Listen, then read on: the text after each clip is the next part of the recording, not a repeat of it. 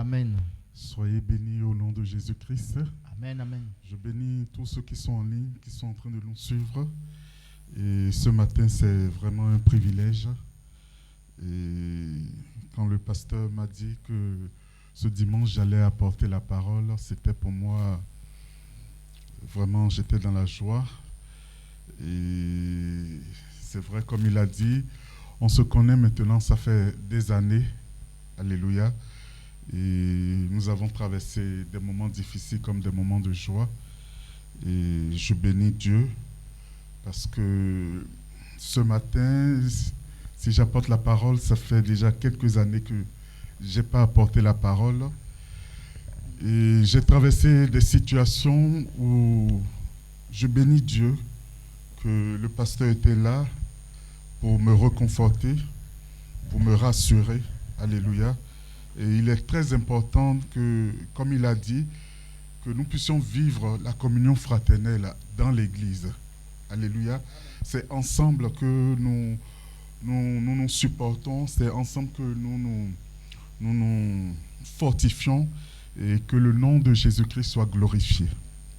Je vais prier pour la parole. Seigneur, je te bénis, je te rends grâce ce matin pour ce moment de partage, de communion. Je prie, Seigneur, que tu puisses parler à chacun de nous. Nous disposons nos cœurs à t'écouter, à te recevoir. Toi qui connais les besoins de chacun de nous, je prie ce matin que tu puisses nous fortifier à travers ta parole. Merci au Saint-Esprit qui nous éclaire et que toute la gloire revienne à ton Saint-Nom, au nom de Jésus-Christ. Amen. Amen. Amen. Et nous sommes dans le texte dans le livre de Matthieu. Nous continuons toujours dans le livre de Matthieu. Alléluia. Nous sommes dans Matthieu chapitre 9. Matthieu chapitre 9. Nous allons prendre le verset 9 au verset 12.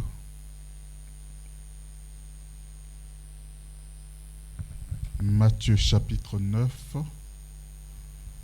du verset 9 au verset 12. Je lis la parole de Dieu. De là, étant allé plus loin, Jésus vit un homme assis au bureau des péages et qui s'appelait Matthieu. Il lui dit, « Suis-moi. » Cet homme se leva et le suivit. Comme Jésus était à table dans la maison, voici beaucoup de publicains et de gens de mauvaise vie virent se mettre à table avec lui et avec ses disciples. Les pharisiens virent cela et il dit à ses disciples, « Pourquoi votre maître mange-t-il avec les publicains et les gens de mauvaise vie ?» Jésus, les ayant entendus, leur dit, « Ce ne sont pas ceux qui se portent bien qui ont besoin de médecins, mais les malades. » Amen. Amen. Jésus va leur dire, ce ne sont pas ceux qui se portent bien qui ont besoin de médecins, mais les malades. Bien-aimés, nous sommes dans le livre de Matthieu. Amen. Amen. Nous sommes dans le livre de Matthieu. Et ici, nous voyons Jésus qui, après avoir opéré une guérison,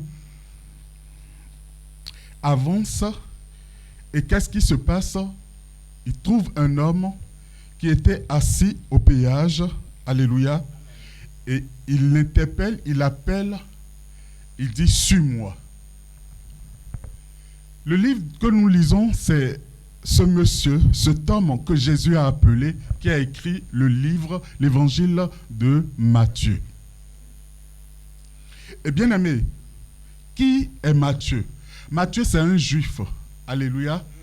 Et pour le mieux connaître, pour mieux appréhender qui est Matthieu, nous allons lire dans Luc chapitre 5.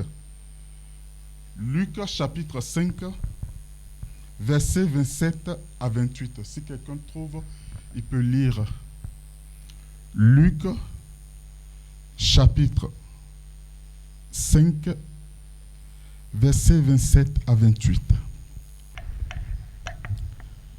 Lisons au nom du Seigneur. Amen. Luc chapitre 5, versets 27 à 28.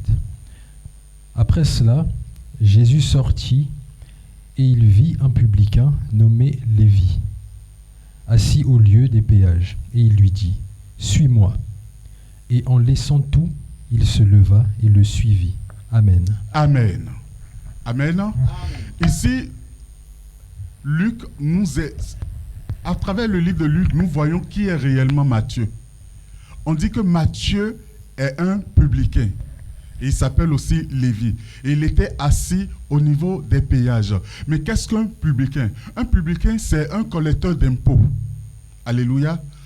C'est un collecteur d'impôts qui récolte les impôts pour l'État romain. Parce qu'en ce temps-là, c'était les Romains qui régnaient. Alléluia. Donc, comme les Romains régnaient, ils ont choisi des gens parmi le peuple pour pouvoir collecter les impôts. Et ce monsieur Matthieu était un publicain, il connaissait les impôts. Mais vous devez savoir que, étant publicain, parce qu'il récoltait, parce qu'il prenait les impôts, il n'était pas aimé aussi de son peuple. Alléluia. Donc, voilà ce que nous pouvons dire de Matthieu. Matthieu, c'est un collecteur d'impôts, un publicain qui collecte les impôts. Et vous savez, ces gens-là, quand ils collectent les impôts, par exemple, je donne un exemple, hein, si tu dois payer 100 €, mais lui, il va te dire que tu dois payer 150 €. Si tu dois payer 200 €, il va te dire non, tu dois payer 300 €. Et le surplus était à lui. C'est pourquoi les gens ne les aimaient pas. Mais, tout doucement, nous allons comprendre là où je veux aller. Matthieu avait une vie qui n'était pas agréable, que tout le monde n'aimait pas. Alléluia. Mais, qu'est-ce que nous allons constater ici? Nous voyons que Jésus vient et il appelle Matthieu. Vous savez, quelque chose m'a frappé dans ce passage. Quand je vois Jésus qui avance, après avoir opéré un miracle, il avance, il voit Matthieu, il appelle. Matthieu qui est un publicain, il appelle. Alléluia. Il appelle Matthieu. Mais si vous remontez un peu dans Matthieu chapitre 8, vous allez voir, il y a un scribe qui s'est approché de Jésus-Christ, qui lui a demandé, « Maître, je veux te suivre. » Alléluia. Mais Jésus lui a dit non. Moi, je n'ai pas un endroit où dormir. Alléluia. Mais ici, nous voyons Jésus. Un scribe et un publicain, mais un scribe, il connaît la loi. C'est un docteur de la loi, il connaît la parole. Mais Jésus ne l'appelle pas. Mais Jésus avance quelque part après, il voit un publicain, quelqu'un qui a une mauvaise vie, et il l'appelle. Ce matin, je veux te dire, mon frère, ma soeur, nous ne devons pas juger les gens. Nous ne devons pas juger les gens.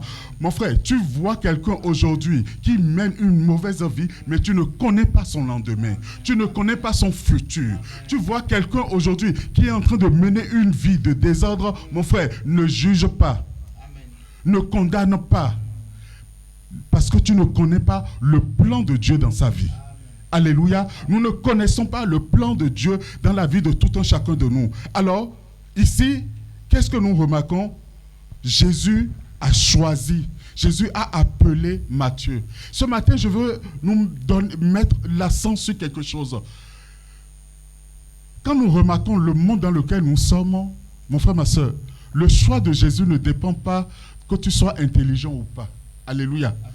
Jésus ne choisit pas en fonction des choix des hommes. Non, Jésus appelle qui il veut. Et quand vous regardez les disciples qui ont marché avec Jésus, vous allez voir des gens qui n'ont même pas étudié, des gens qui ne connaissent même pas la parole de Dieu. Mais Jésus les a appelés. Amen. Alléluia. Jésus ne regarde pas la couleur. Jésus ne regarde pas, oh non, lui il est intelligent, lui il n'est pas intelligent. Non, mon frère, ma soeur, ce n'est pas l'intelligence humaine pour que Jésus voit. Mon frère, ma soeur, quand Jésus te voit, alléluia, quand Jésus t'appelle, c'est parce qu'il voit quelque chose derrière toi. Mon frère, ma soeur, quand l'Éternel a appelé Abraham, mon frère, ma soeur, l'Éternel n'a pas regardé seulement Abraham. L'Éternel voyait déjà toi et moi.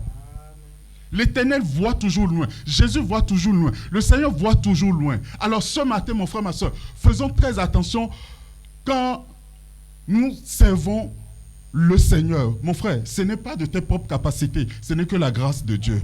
Bien-aimé, je suis en train de dire ça pourquoi? Je suivais un homme de Dieu la dernière fois et ça m'a vraiment interpellé. Et c'est un homme de Dieu qui est bien connu et il parlait à ses disciples, il parlait à ses pasteurs. Et il dit à ses pasteurs, il dit, vous voyez, vous qui êtes là, vous êtes pasteur, hein, mais c'est grâce à moi. C'est grâce à moi que vous êtes pasteur. Si je dis aujourd'hui, vous ne serez plus pasteur, vous ne serez plus pasteur. Et je ne veux pas citer le nom. C'est un homme de Dieu remarquable qui a des pasteurs. Et quand vous entendez des choses comme ça, pour moi, ça m'a vraiment interpellé. Parce que je sais une chose, c'est Jésus qui appelle. Amen. Mon frère, ma soeur, c'est Jésus qui va t'attirer, c'est Jésus qui va t'appeler. Mais l'homme de Dieu dit, il dit à tous ses pasteurs, vous voyez, ils sont au moins une quinzaine, il dit, vous tous là, c'est moi qui vous appelle, c'est moi qui vous ai appelé. Non, mon frère, ma soeur, ce n'est pas un homme qui appelle, c'est Jésus qui appelle. C'est Jésus qui appelle. Alléluia. Bien-aimé, ce matin, mon thème de mon exhortation, je l'ai intitulé « Suis-moi ». Dans le verset 9, Jésus lui dit, « Suis-moi ». Cet homme se leva et suivit Jésus. Alléluia. Mon thème de ce matin, c'est suivre Jésus. Mais pourquoi nous devons suivre Jésus? Amen. Pourquoi tu dois suivre Jésus? Nous allons prendre un premier point. Le premier point que nous allons prendre, nous allons le trouver dans Jean chapitre 14, verset 6. Si quelqu'un le trouve, il peut le lire. Jean chapitre 14, verset 6.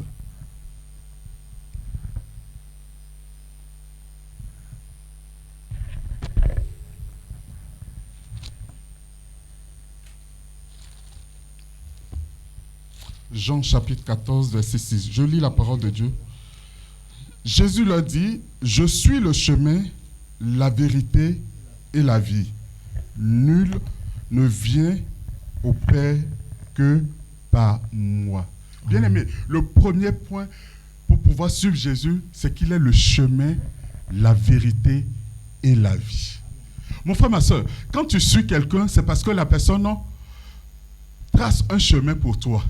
Tu ne peux pas suivre quelqu'un. Par exemple, tu veux aller à Paris, tu ne connais pas Paris, et quelqu'un te dit, je vais à Paris, tu le suis, c'est parce que tu lui fais confiance. C'est parce qu'il connaît le chemin. Ici, Jésus est en train de nous dire qu'il est le chemin, la vérité et la vie. Amen. Amen. Il est le chemin. Bien-aimés, nous sommes dans un monde où, aujourd'hui, beaucoup sont en train de chercher des chemins. Beaucoup sont en train de chercher des chemins. La dernière fois, je regardais à la télé et ça m'a paru bizarre. Aujourd'hui, les gens, pour se réconcilier, pour se réconcilier avec eux-mêmes, moi je vais dire, c'est un gourou. Alléluia. Ils vont chez lui et les amènent dans la forêt.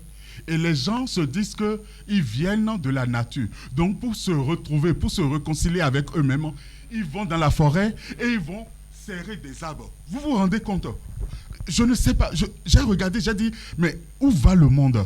Donc pour pouvoir te réconcilier, pour savoir qui tu es, tu vas dans la forêt, tu trouves un arbre, tu ceintures l'arbre, et maintenant tu te mets en contact avec l'arbre. Tu te mets en relation avec l'arbre. Non, mon frère, ma soeur, ce n'est pas un chemin. Ce n'est pas ce chemin-là. Aujourd'hui, les gens sont en train de se perdre. D'autres aujourd'hui vont adorer les Bouddhas. Aujourd'hui, quand vous remarquez, dans la plupart de nos maisons aujourd'hui, vous allez voir des statues de Bouddha. D'autres aujourd'hui, c'est le yoga. Moi, je suis dans un travail où on dit non, aujourd'hui là, on a même des profs. Même pour parler de Jésus dans le service, on ne veut pas. Hein. Mais on a pris un prof de yoga qu'on paye et on dit oui, il faut. Mon frère, ma soeur, ce n'est pas ce chemin-là qui va t'amener vers le Père. Jésus dit, je suis le chemin. Je suis le chemin. Il n'y a pas 36 solutions. Il n'y a qu'un seul chemin. Bien-aimés, faisons attention avec le monde dans lequel nous sommes. Aujourd'hui, j'étais en Afrique dernièrement. Qu'est-ce que j'ai vu? J'ai vu aujourd'hui des coachs. On appelle des coachs. Des coachs. Et ces gens-là, mais c'est bizarre. Ils vont te parler, ils vont te motiver. Et qu'est-ce qu'ils vont te dire? Oh non, il n'y a pas Dieu. Ici, il faut laisser Jésus, il faut laisser Mahomet. On veut centraliser tout sur soi. On veut te motiver sans Dieu. On veut te dire que c'est toi, tu es capable de faire tout. Non, mon frère, ma soeur, tu n'es pas capable. Parce que le souffle de vie que tu as là, si Dieu te prend, tu ne pourras rien faire. Donc aujourd'hui, j'étais en Afrique, tout le monde est devenu coach maintenant pour motiver. J'ai dit, mais où va le monde? Et le diable est tellement malin, dans chaque continent, il essaie de déguiser, il essaie de camoufler pour pouvoir attirer le monde. Mon frère, ma soeur, quand vous regardez en Europe, aujourd'hui, tout le monde, c'est les Bouddhas. Mais en Afrique, aujourd'hui, maintenant, c'est les coachs de motivation. Je dis, mais c'est quoi tout ça là? Tu vois les gens, et les gens payent même pour aller suivre un coach. Alors que Jésus, là, tu n'as même pas à dépenser. Tu n'as même pas à donner un franc. Alléluia. Il dit, je suis le chemin, la vérité et la vie. Mon frère, ma soeur, la vérité, c'est Jésus-Christ de Nazareth. Il n'y a pas autre vérité. Mon frère, aujourd'hui, on nous parle de beaucoup de choses. Je ne sais pas. Mais c'est quelle vérité? Aujourd'hui, il suffit de regarder sur Internet, vous allez voir des débats entre des chrétiens et des musulmans où on veut montrer que non, c'est pas Jésus, c'est Mahomet. Mon frère, nous serons surpris. On n'a encore rien vu. J'ai l'habitude de dire, on n'a encore rien vu. Mais la vérité, c'est Jésus-Christ de Nazareth. La vérité, c'est Jésus-Christ de Nazareth. Il n'y a pas celui... Je suivais un homme de Dieu qui a fait une confrontation avec un musulman. Il dit, quand vous regardez dans le Coran, moi, je n'ai jamais lu le Coran, je vous dis la vérité, mais dans le Coran, il dit, même Mahomet ne montre pas comment être sauvé. Dans le Coran, Mahomet ne montre pas comment il faut être sauvé. Moi, je n'ai pas lu. On me dit qu'il y a le Coran en français. Par la grâce de Dieu, je vais acheter. Mais bon, c'est pour un besoin personnel. Mais Mahomet ne peut pas te sauver. Il n'y a qu'une seule personne qui peut te sauver, c'est Jésus-Christ. C'est pourquoi il dit, je suis le chemin, la vérité et la vie. Amen. Et la vie. Parce que quand tu meurs en Jésus-Christ, tu vis. Aujourd'hui, il y a beaucoup de mouvements, il y a beaucoup de je ne sais pas comment on le dit, mais les gens disent qu'après la mort, il faut se réincarner.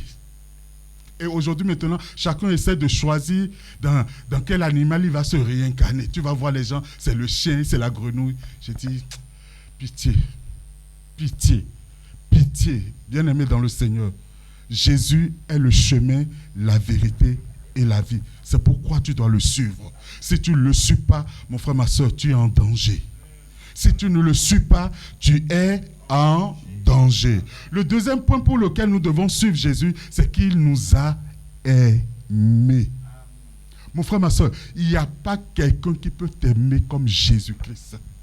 Il n'y a pas quelqu'un qui peut t'aimer comme Jésus-Christ. Ta femme ne peut pas t'aimer comme Jésus-Christ. Ton mari ne pourra jamais t'aimer comme Jésus-Christ. Jésus-Christ t'aime. Jésus-Christ t'aime. C'est pourquoi ce matin, mon frère, ma soeur, je t'invite à suivre Jésus-Christ. Il t'aime. Bien-aimé, j'ai traversé une situation un peu... À un moment, je me suis dit, parfois je m'assois, je dis, mais Seigneur, est-ce que tu m'aimes? Bien-aimé, il y a des situations que vous traversez, vous vous demandez, mais est-ce que Dieu m'aime? J'ai traversé, vous savez, j'ai traversé et tellement qu'à un point où je voulais même laisser Jésus. J'étais à un pas de laisser Jésus quand un homme de Dieu m'appelle. Il me dit, le confiant, Jésus t'aime. Il dit, Jésus t'aime. J'ai regardé, j'ai dit, toi, tu ne sais pas, Jésus, moi, il m'aime. Ce que moi, je vis là. Toi, tu me dis, il dit que plus tu parles, plus le Saint-Esprit me dit, Jésus t'aime. Mon frère, j'étais à 2 pas de balancer de l'autre côté.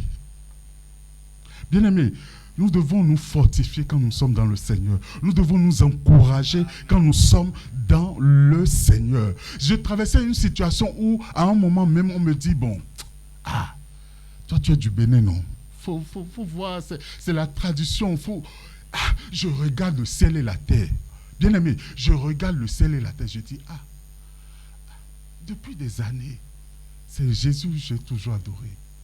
Donc, aujourd'hui, maintenant, là, pour cette situation, on me dit d'aller faire les trucs, d'aller faire des pratiques, d'aller voir les ancêtres. J'ai dit, bien-aimé, j'étais à 2 pas. J'ai dit, bon, ok, je vais le faire. J'avais même pris la décision de dire, je vais le faire, je vais consulter les ancêtres. Je prends la décision aujourd'hui, le matin. Amen. Je prends la décision le matin de dire, bon non, moi-même je vais envoyer l'argent parce que non, trop c'est trop.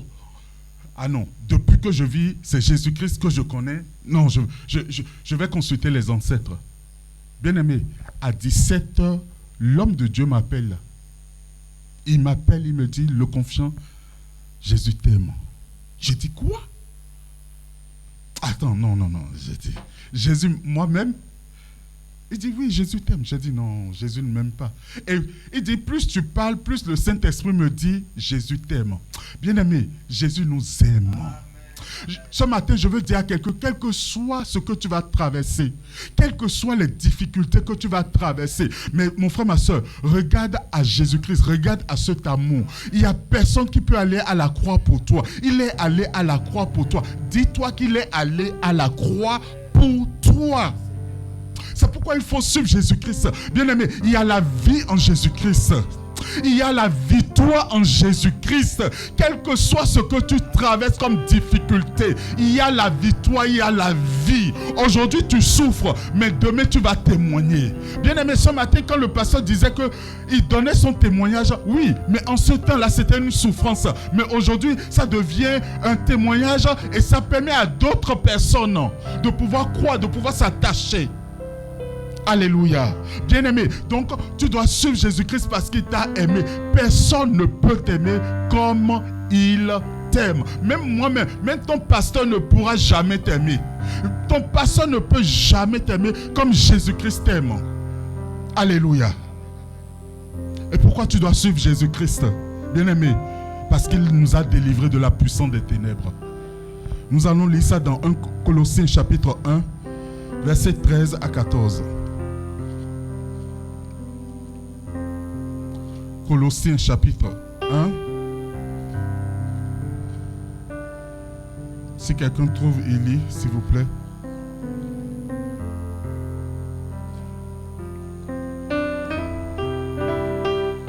Colossiens chapitre 1, versets 13 à 14.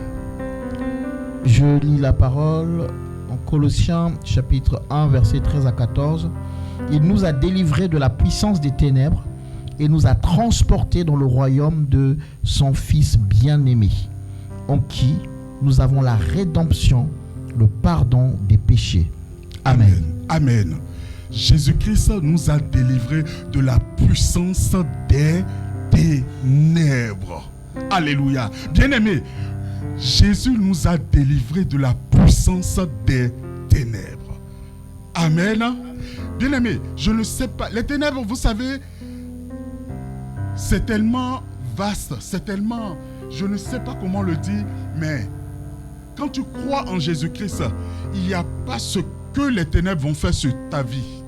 Bien-aimé, j'ai l'habitude de dire aux gens, le moment viendra où je vais témoigner. Le moment viendra où je vais témoigner. Frère, il faut nous attacher à Jésus-Christ de Nazareth. Il a déjà payé le prix pour nous. Aujourd'hui, qu'est-ce que vous allez voir aujourd'hui? Et la plupart de nos églises, c'est rentré maintenant dans nos églises. Oh non, tu as un problème, tu as ceci. Il faut aller faire tes sacrifices. Il faut aller faire ceci. Non, mon frère, ma soeur. Jésus-Christ nous a délivrés de la puissance des ténèbres. À la croix, il les a dépouillés. C'est fini. C'est fini, il n'y a plus rien. Mon frère, ma soeur, sortons de tout ce qui est bêtise, de tout ce qui est... Oh non, pour ta délivrance, il faut faire ceci, il faut faire cela. Mon frère, moi j'ai fait des choses... Hey. Mon frère, aujourd'hui maintenant, des hommes de Dieu vont te dire d'aller à la mer à telle heure pour aller... Non, il n'y a plus de sacrifice. Il n'y a plus de sacrifice. Jésus-Christ nous a délivrés de la puissance des ténèbres. Quand tu crois que Jésus-Christ est en toi, mon frère, ma soeur, il n'y a aucune puissance qui peut régner. Je vous dis, il n'y a aucune puissance. Moi, je reviens du Bénin. Je vous donne un témoignage. Je reviens du Bénin. Et surtout pour cette fois-ci, je suis allé au Bénin et la plupart de ma famille, ils ont appris ce qui s'est passé. J'étais chez un grand frère, il dit, le confiant, toi c'est toujours Jésus. Viens, je vais te montrer, il y a des choses. Tu sais, les choses existent. Hein. Tu n'as encore rien vu. Les choses existent. Viens. Si je t'amène là-bas, chez le vieux là, c'est au nord. Il dit, si je t'amène là-bas, toi-même tu vas voir. J'ai dit, le Jésus que j'ai accepté là, il a déjà tout fait pour moi. Mon frère, ma soeur, le Jésus que j'ai accepté, il a déjà tout fait pour moi. Je n'ai plus rien à faire. Je n'ai plus de sacrifice. Je n'ai plus à tuer un mouton. Je n'ai plus à offrir quoi que ce soit aux ancêtres.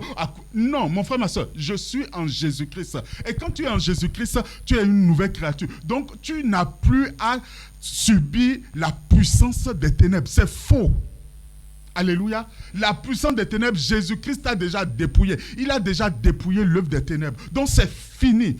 Et mon frère, ma soeur, ne nous trompons pas. Aujourd'hui, la plupart de nos églises maintenant, qu'est-ce qu'il faut faire? Oh non, il y a les liens de la famille, il y a ceci, cela, il faut faire ceci, il faut faire tel sacrifice. Bien-aimé, c'est faux. Jésus nous a délivrés de la puissance des ténèbres. Nous n'avons plus rien à faire. Si tu crois en Jésus-Christ, sache qu'il t'a délivré de la puissance des ténèbres. Il n'y a pas ce que quelqu'un va faire. Il n'y a pas... On peut même t'envoûter, on peut même t'envoyer. Mon frère, quand je suis allé au Bénin, les gens m'ont regardé. J'en ai parlé au pasteur. J'ai dit, pasteur, quand je vais au Bénin, il y a telle chose qui se passe. Mais moi, ça ne me dit rien parce que je sais que les ténèbres ne régneront pas. Ils peuvent, bien aimé, on va pas dire que, j'ai l'habitude de dire que, chez moi, j'ai l'habitude de dire que la sorcellerie a 4 doigts. Vous voyez nos mains comme ça là. J'ai l'habitude de dire, la sorcellerie a 4 doigts. Il ne peut pas avoir 5. Amen.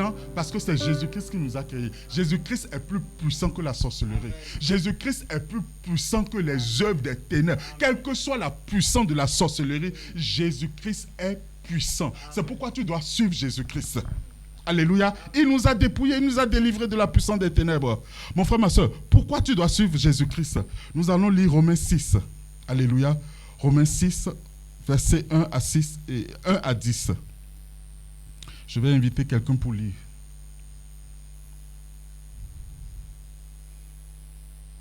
Romains chapitre 6, versets 1 à 10. Romains chapitre 6, versets 1 à 10. Je lis la parole. Amen. Que dirons-nous donc? Demeurions-nous dans le péché afin que la grâce abonde? Loin de là. Nous qui sommes morts au péché, comment vivrons-nous encore dans le péché? Ignorez-vous que tous qui avons été baptisés en Jésus-Christ, c'est en sa mort que nous avons été baptisés. Nous avons donc été ensevelis avec lui par le baptême en sa mort, afin que, comme Christ est ressuscité des morts par la gloire du Père, de même, nous aussi, nous marchons en nouveauté de vie. En effet, si nous sommes devenus une même plante avec lui par la conformité à sa mort, nous le serons aussi par la conformité à sa résurrection. Sachant que notre vieil homme a été crucifié avec lui, afin que le corps du péché soit réduit à l'impuissance, pour que nous soyons plus esclaves du péché. Car celui qui est mort est libre du péché. Or, si nous sommes morts avec Christ, nous croyons que nous vivrons aussi avec lui, sachant que Christ, ressuscité des morts, ne meurt plus. La mort n'a plus de pouvoir sur lui, car il est mort. Et c'est pour le péché qu'il est mort une fois pour toutes.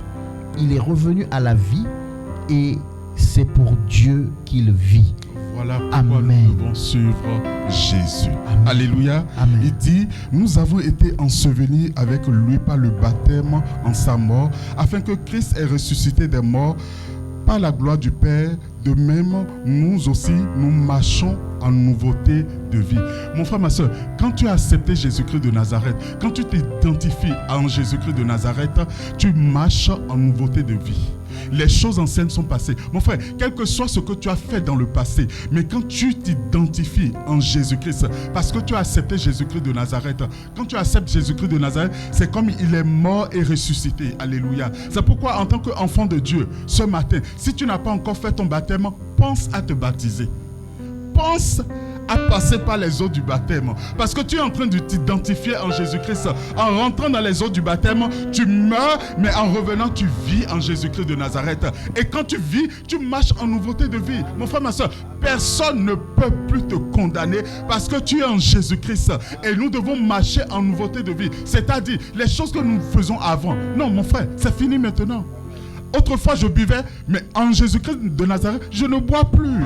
Autrefois, je fumais. Aujourd'hui, en Jésus-Christ, je ne fume plus. Autrefois, en Jésus-Christ, je courais de femme en femme. Mais en Jésus-Christ, je ne fais plus. Je choisis une femme et je l'épouse. Et j'arrête de mener une vie de désordre. Je marche en nouveauté de vie. Et bien aimé, c'est seulement en Jésus-Christ. Aujourd'hui, qu'est-ce que nous sommes en train de remarquer? Le monde est en train de nous attirer.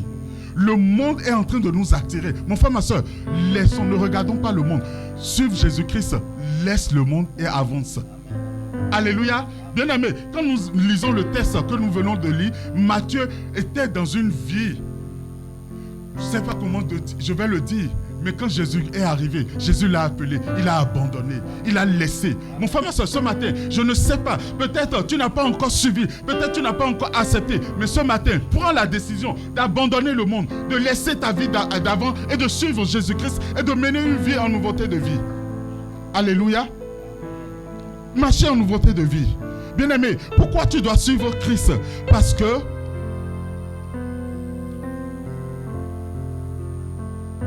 le verset 6 nous dit, sachant que votre vieil homme a été crucifié avec lui, afin que le corps du péché soit réduit à l'impuissance, pour que nous ne soyons plus esclaves du péché. C'est pourquoi il faut suivre Jésus-Christ, pour ne plus être esclave du péché. Pour ne plus être esclave. Mon frère, ma soeur, les gens sont esclaves du péché.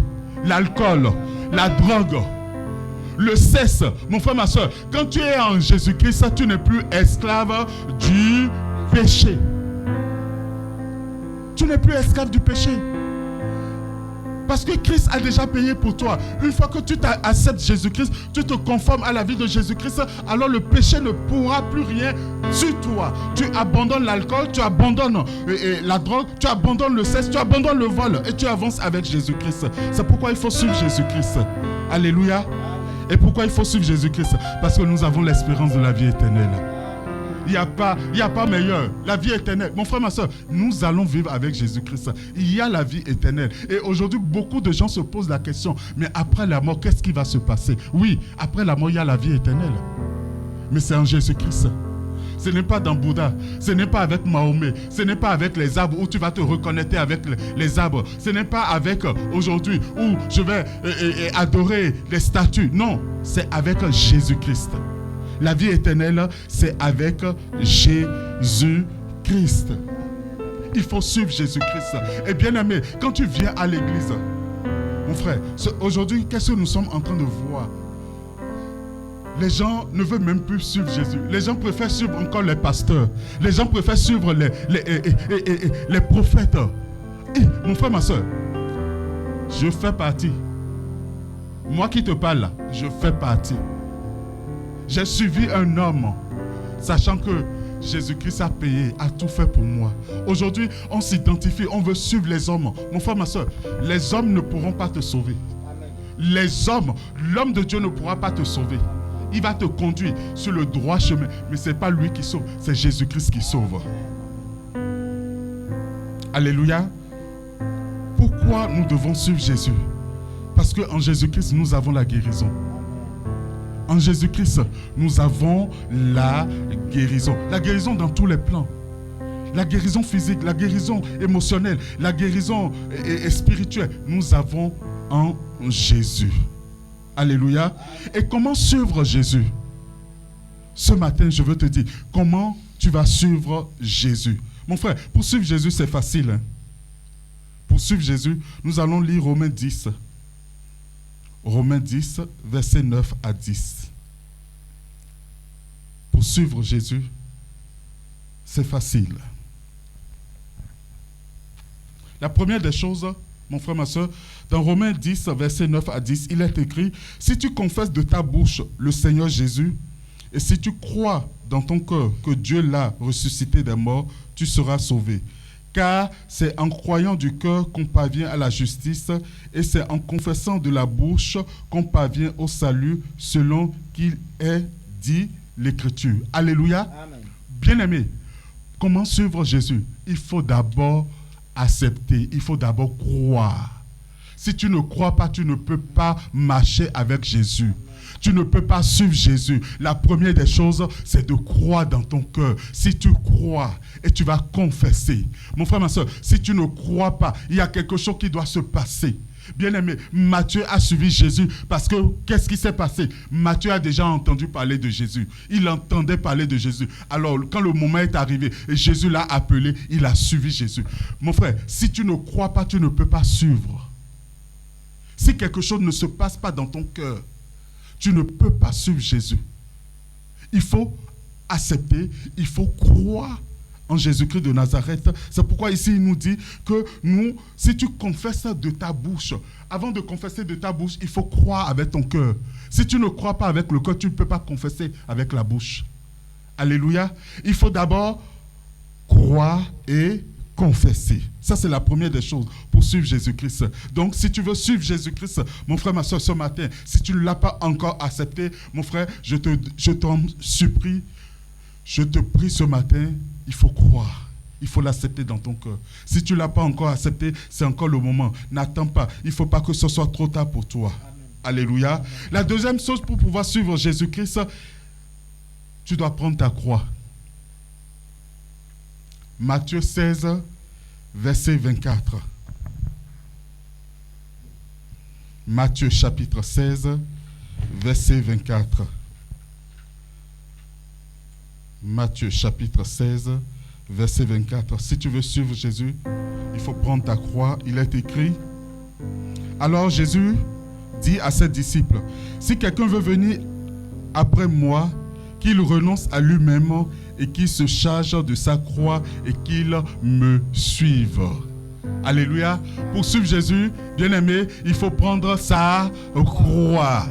Il faut porter sa croix. Il faut renoncer à soi-même et porter sa croix. Pourquoi Jésus va prendre l'exemple de la croix? Parce qu'en ce temps-là, quand tu étais brigand, quand tu étais voleur, les Romains te faisaient porter la croix. Alléluia. Et publiquement, tout le monde savait que tu étais un voleur. Tout le monde savait qu'on allait te crucifier. Alors, quand tu vas accepter Jésus-Christ, Jésus est en train de prendre l'image de la croix, de prendre l'image de ce voleur-là, qui devant tout le monde passait et tout le monde voyait que c'était un voleur. Jésus nous dit, prends ta croix. Ça veut dire, tu dois déclarer publiquement. Mon frère, aujourd'hui, n'aie pas honte de dire que tu es enfant de Dieu. Ce n'est pas une honte. Alléluia. N'aie pas honte. Sois fier. Soyons fiers. Aujourd'hui, les chrétiens, on est en train de se cacher parce que, bon, voilà, avec les contextes dans lesquels nous sommes aujourd'hui, il ne faut pas dire ça, il faut pas... Mon frère, ma soeur, ce qui se passe aujourd'hui, ça a déjà existé. Alléluia, ça a déjà existé. Donc, n'ayons pas honte. N'ayons pas honte. Montrons que nous sommes enfants de Dieu. Soyons fiers d'être enfants de Dieu. Alléluia. Soyons fiers de montrer que je suis Jésus-Christ. Non, je ne suis pas la tradition. Je ne suis pas Bouddha. Je ne suis pas telle chose. Mais je suis Jésus-Christ. Alléluia. Et comment suivre Jésus-Christ? Il faut renoncer à soi-même. Renoncer à sa vie. Renoncer à son passé. Mon frère, autrefois, tu étais brigand, tu étais voleur, tu étais alcoolique. Mais maintenant, tu es en Jésus-Christ. Tu ne peux pas suivre Jésus si tu ne renonces pas à ton passé. Tu ne peux pas suivre Jésus si tu ne renonces pas à ton passé. Tu ne peux pas suivre Jésus si tu dois être un coup dedans, un coup dedans. Tu ne peux pas être avec Jésus et un pied dedans, un pied dehors. Non, mon frère, ma soeur, il faut t'engager, renoncer totalement. Alléluia.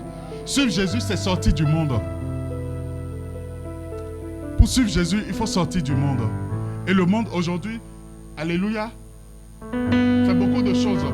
Si je dois parler du monde, aujourd'hui, on nous demande d'être avec un homme, une femme et une femme. Non, mon frère, ma soeur, sors du monde. La Bible dit sortez du milieu d'eux. Comment suivre Jésus? Sois fidèle. Obéis à la parole. Alléluia. Suivre Jésus, c'est abandonner, quitter, laisser. C'est être en communion avec Jésus-Christ. Avoir une relation avec Christ. Et cette relation-là, elle se cultive. Être en relation avec Jésus-Christ, elle se cultive. Et comment elle se cultive? C'est à travers la parole de Dieu. C'est à travers la communion fraternelle. Tu ne peux pas grandir, tu ne peux pas suivre Jésus si tu veux rester. Et aujourd'hui, j'ai remarqué, aujourd'hui maintenant, beaucoup n'aiment plus aller à l'église. Les gens préfèrent rester à la maison. J'ai beaucoup d'amis qui sont chrétiens au Bénin. Je suis allé, non, le confiant. Les églises aujourd'hui, là, non. Moi, je préfère rester à la maison.